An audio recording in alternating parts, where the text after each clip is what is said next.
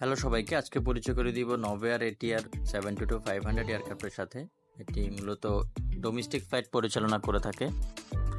দেখতে পাচ্ছেন 2x2 seat ফরমেশনের cabin. এগুলো ওভারহেড বিন, যেখানে আপনি আপনার হ্যান্ড লাগেজটা রাখতে পারেন।